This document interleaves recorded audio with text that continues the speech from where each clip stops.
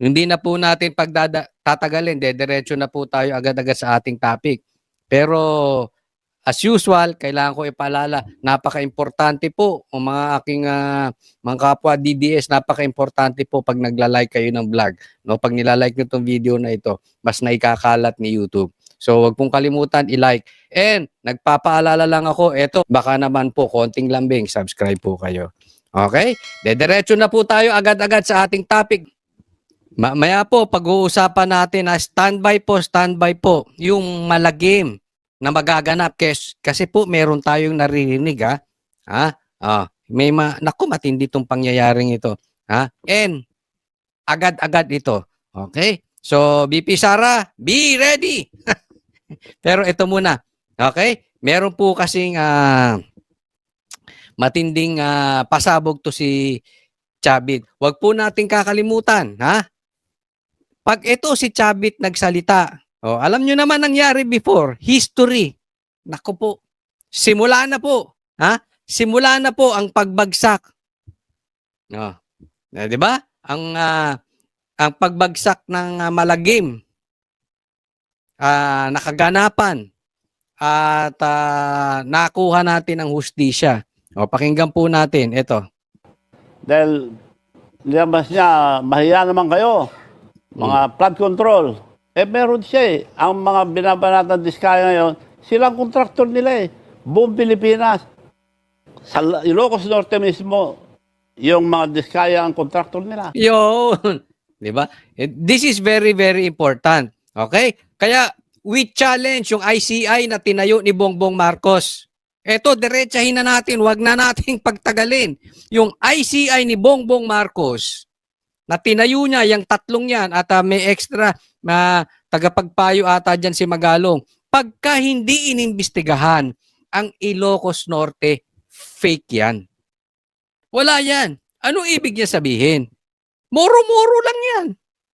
Lokohan lang yung investigasyon na yan. Optics lang yan, niloloko. Kaya abangan po natin. Hindi po pwedeng makakaligtas ang Ilocos Norte at Leyte. Posibleng wala kayong kasalanan, which is improbable, pero posible pa rin, no? 'Di ba? May milagro. But still, kailangan imbestigahan ang Ilocos at ang Leyte ni Tambiloslos. 'Di ba? Nagsalita-salita yung anak mong bakla.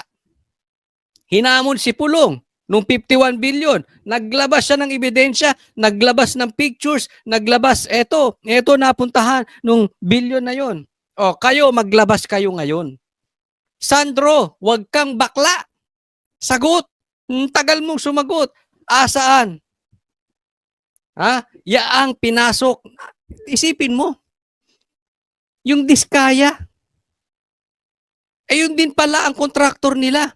Kung sinasabi niyong manloloko ang Diskaya, kung sinasabi niyong kurap ang Diskaya, kung magnanakaw ang Diskaya, pambihira, bakit niyo kinuha?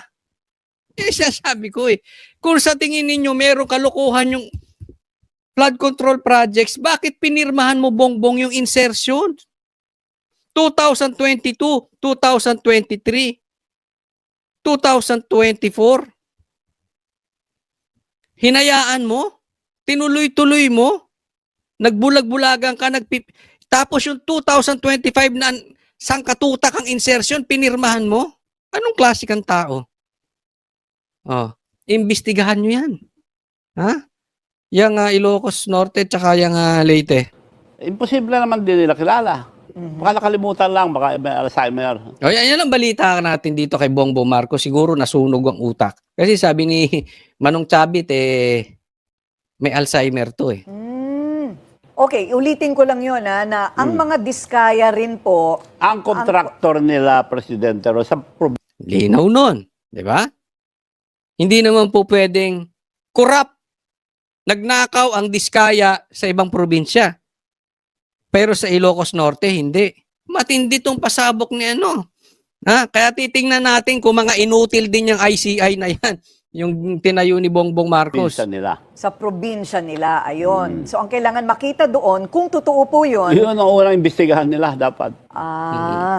Oo nga naman, nasa norte. Norte. From north to south. So, uunahin na yon. Pero importante po, ma-establish sa Manong, kung yung mga Diskaya projects in the north Kung ay existing. substandard Yes. or existing. Yes. Oo. Or Yan, kung substandard or existing or ghost projects, no? But still, kailangang imbestigahan. Ngayon malalaman natin nag-imbestiga ba talaga?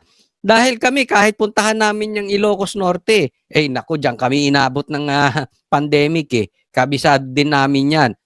So, pwede 'yan. Pwede namin puntahan 'yan kung talaga nangyari. So maglabas muna sila, tas iimbestigahan natin. Pero alam ni Chavit kung talaga may kalokohan 'yan, pag naglabas sila ng peke, ilalabas din ni Chavit, Manong Chavit. post. Yes. Ayun. Okay. So, Kaya ako kanina, kung hindi multo yun, imbestigahan nila. correct, correct. So, you're also confident, so lahat po ng mga pagtutukoy sa inyo ay puro salita at walang patutunguhan? Wala po. At, Attack dog, puro attack dog. opo. It's natural in politics. Batuhan ng putik yan. Oh, Manong Chavit, meron akong tanong sa'yo. Sabi mo, attack dog. Pero ang mga attack dog ngayon, tuta. Alam ko yung mga attack dog, malalaki. Yung ngayon tuta. No, sige. Matanong ko kayo, sino-sino ang mga tuta sa bansang Pilipinas? Ilagay nyo pangalan dyan. Sa comment section. Ang linaw nung sagot. Attack dog ay mga tuta. Sino-sino sila? Lagay. Pagka nagsalita ka, nandun na yung mga trolls. Aha. Kung ano na sinasabi. Opo. So, ang susunod, ang sinasabi po ninyo, kailangan ang sumunod agad ay ang pag-imbestiga ng mga flood control projects ng mga Diskaya sa probinsya ng mga Marcos. Yes. Ayon, okay. Meron po ba kayong hinala? Sama mo na Manong Chavit, yung Leyte. Di ba? Itong lugar nila, Tambi. Meron po ba kayong nalalaman na dinaan ng mga congressman dyan po sa norte? Sa baluarte po ni Pangulong Marcos. Kaya sinidiskaya nga at saka yung bagong mayor ng Lawag, ang kontraktor nila na tinanggal nila yung pinsambu nila dahil ayaw makisama sa kanila. Si Michael Kion. Sipin mo, pinsang buo. Siya nagsabi sa akin nung nangangampanya na ako kay BBM, Manong, mark my word, they're just using you. You know the Marcoses, they'll just use you, sabi sa akin. Hindi ako maniwala Ako, tinulungan ko ng gusto. Sinamahan ko all the way. After election, may Alzheimer ako, nakalimutan na ako Yeah. Alam mo, totoo to sinasabi ni Chavit kanina. Marami siyang pasabog kanina sa interview. No? So, mahaba yun, di ko na nila lahat yun. Ito na lang kinuha natin. May Alzheimer nga Ang tumulong kay Bongbong para mag-slide down si BP Sara ay si Manong Chavit. Nilapitan siya ni Amy tapos kinonvince nila si BP Sara. Kasi at that time, hindi talaga kayang salubungin ni Bongbong si BP Sara dahil talagang matatalo siya. Kaya kinonvince sila si BP Sara. Nakalimutan nga siya. Manong Chavit, hindi lang ikaw nakalimutan. Even si BP Sara, pagkapanalo niya, kinalimutan niya na agad si BP Sara. Ganyan po ang katangian niyan si Bongbong. Kaya kayo mga vloggers, sa tingin ninyo, nako, kaya nga may mga vloggers na lumilipat na sa... Kasi hindi nabigyan ng pwesto. Hindi in-acknowledge. Hindi nabigyan ng pabuya, ng kasunduan. Kaya yung mga vloggers nandito sa DDS, bakit? May Alzheimer nga yan si Bongbong.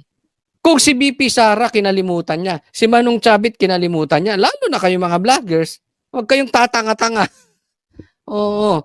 Naku, yung mga ganyang klaseng tao, kaibigan ka lang yan pag may gamit ka. Pag wala, tae ka na sa kanila. Yan ang tingin nila sa'yo, basura.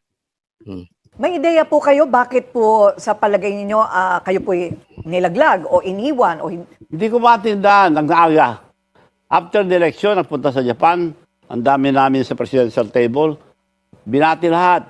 Sabi ni Sandro, yung anak niya, Dad, Manong Chavit is here. Ginanon niya Bastos, no? So sa madaling salita, nagkita-kita sila sa Japan, sinabi pa nung anak niya, tapos inisnab ni Bongbong.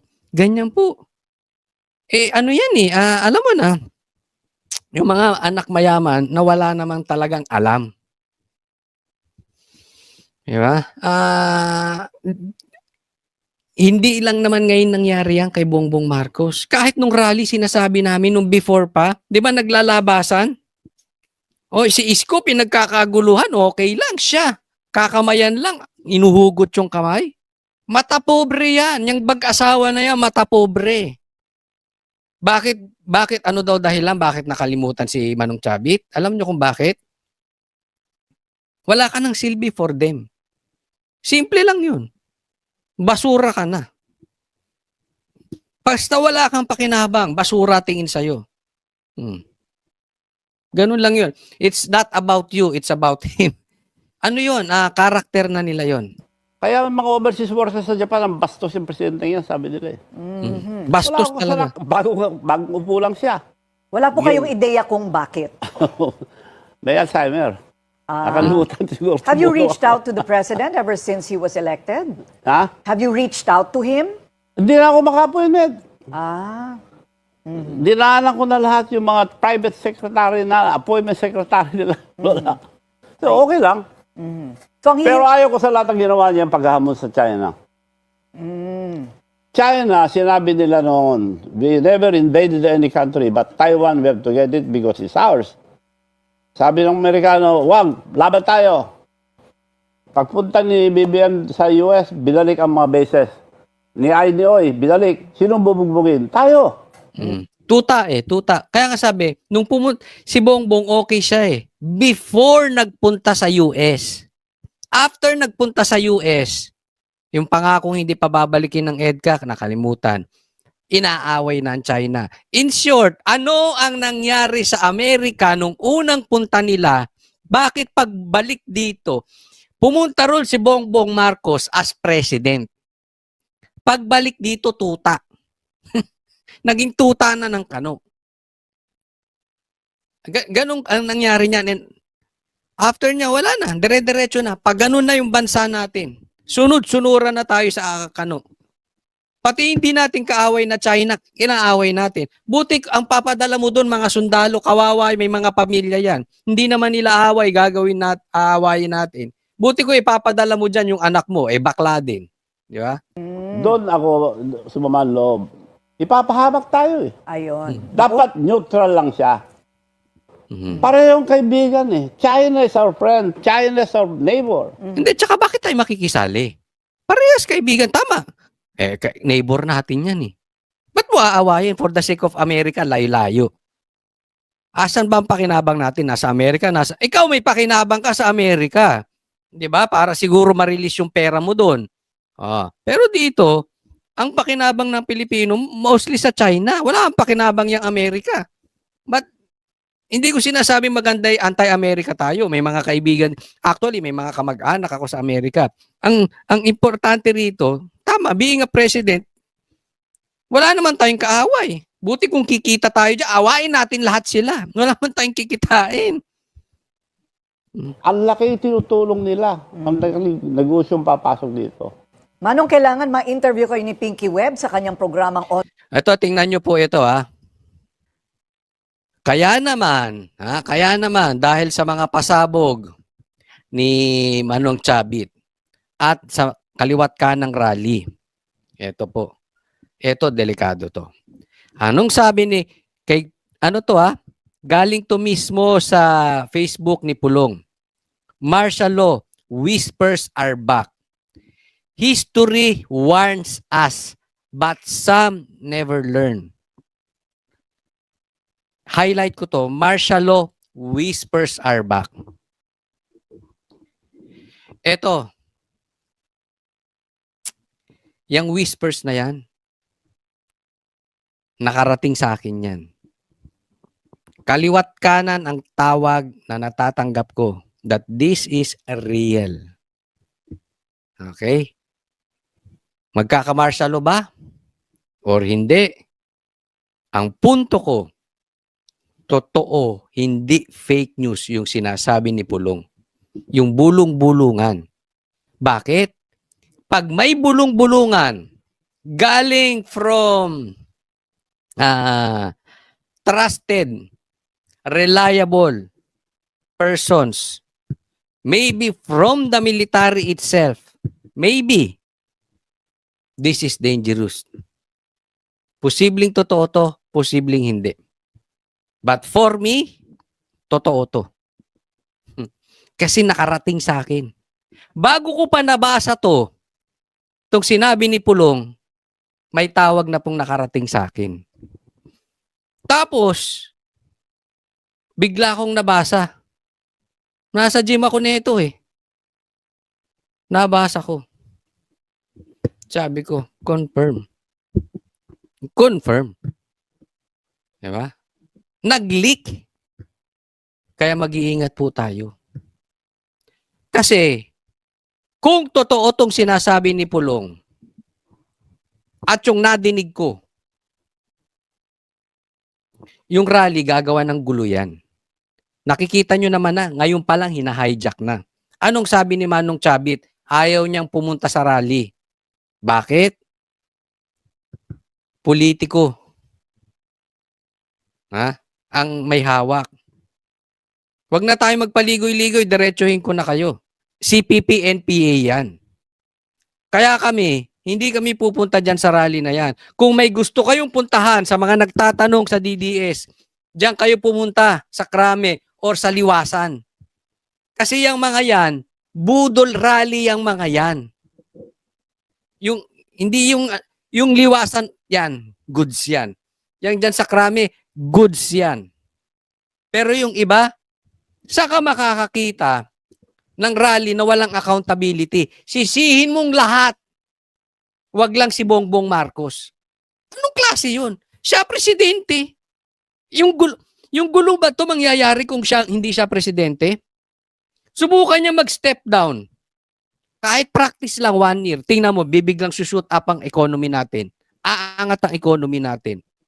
Whether nakinabang siya, whether siya mismo ang magnanakaw, or nakinabang lang siya sa pagnanakaw, or hindi siya nakinabang sa pagnanakaw, inosente siya. Being the leader, siya ang salot. Si Bongbong Marcos. So anong kwenta? Kaya ako sa totoo lang, hindi ako excited dyan sa mga rally na yan. Kasi ang alam kong rally organic. Yung biglang, oy, loko to, labas tayo. Ano yun? Naka-news, may plano. May tutugtog. Di ba? Style BBM yan eh. Tingnan nyo yung rally nila nung 2022. O, di ba? Nung tumakbo siya. Ganyan, Andrew eh. Style eh.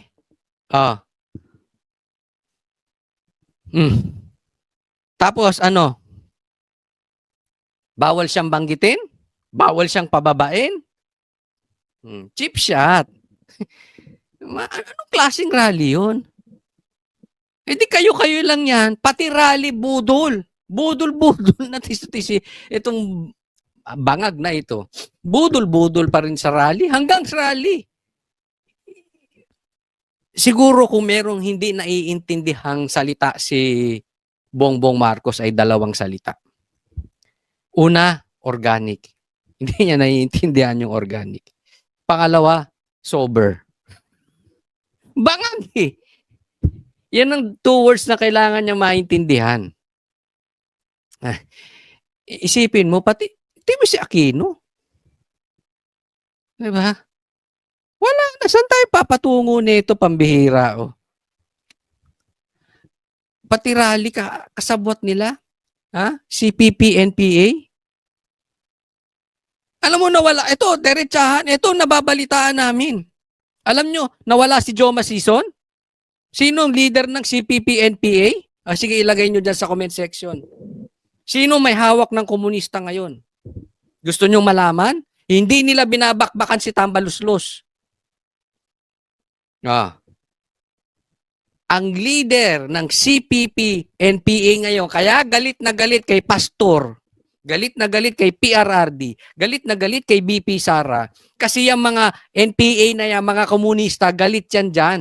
Dahil talagang pagdating sa mga komunista, yung mga rebelde na yung mga CPP, ang kumakalaban talaga dyan si Pastor, si BP Sara at si PRRD.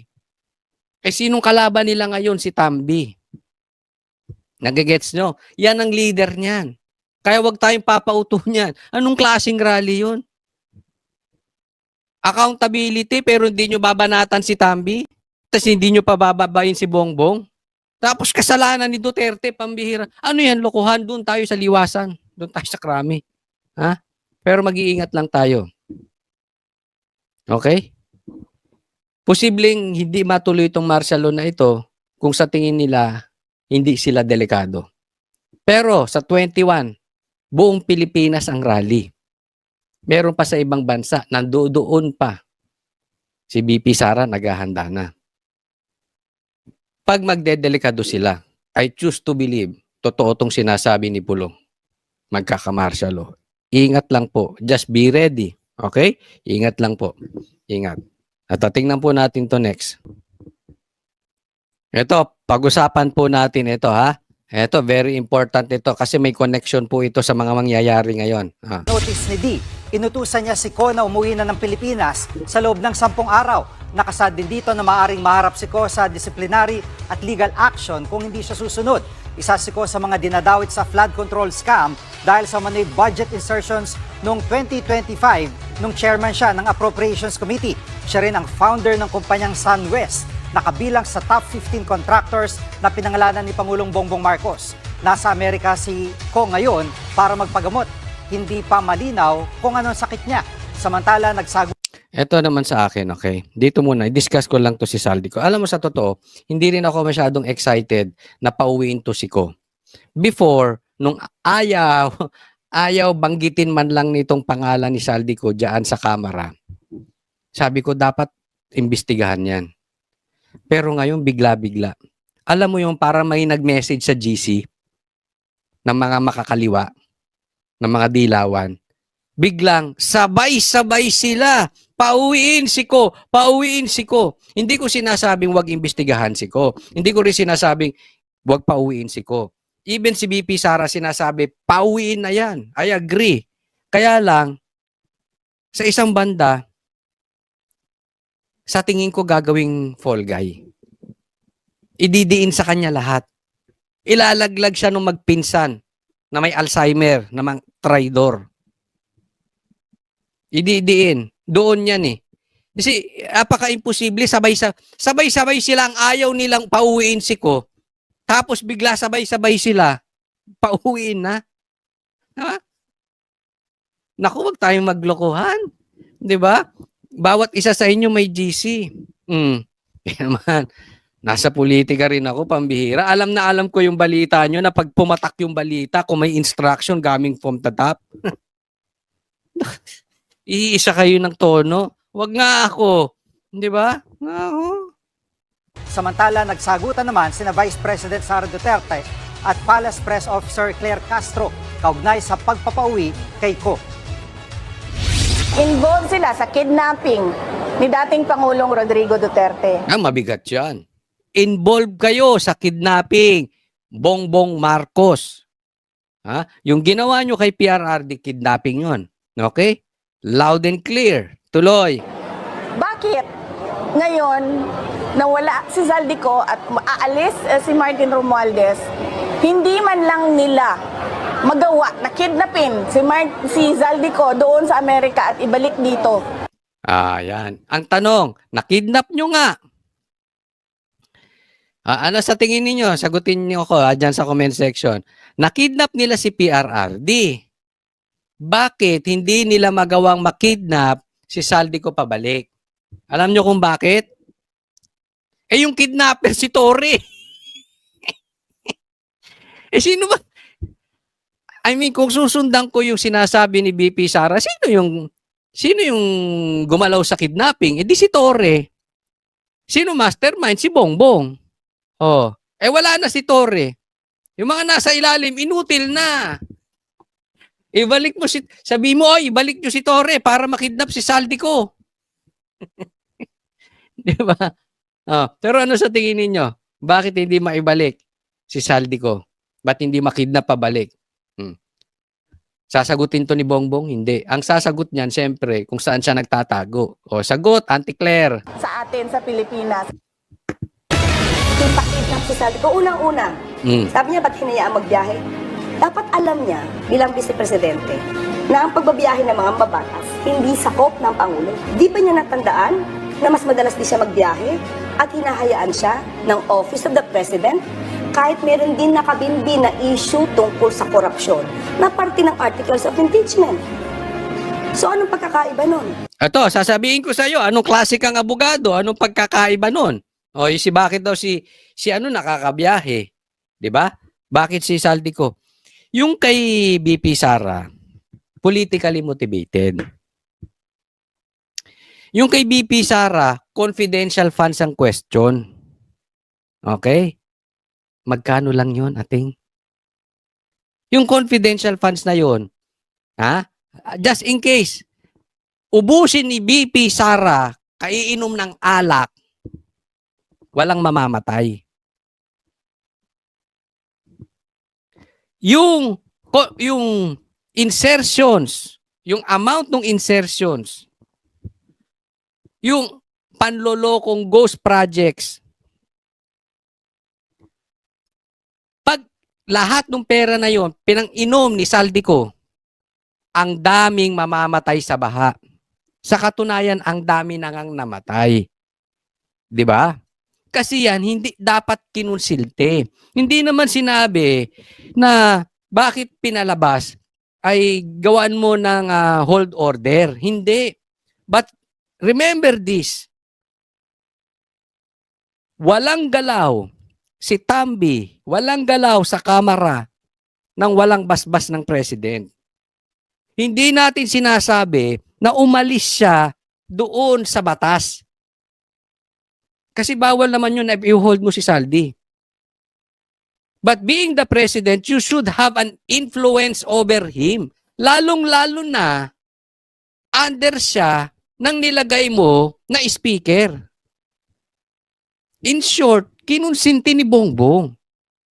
Huwag tayong pinaalis nyo talaga. Hinayaan yung umalis. Hindi nyo ginawa yung part nyo na dapat stay ka lang dyan. Marami kang problema. Ganun dapat.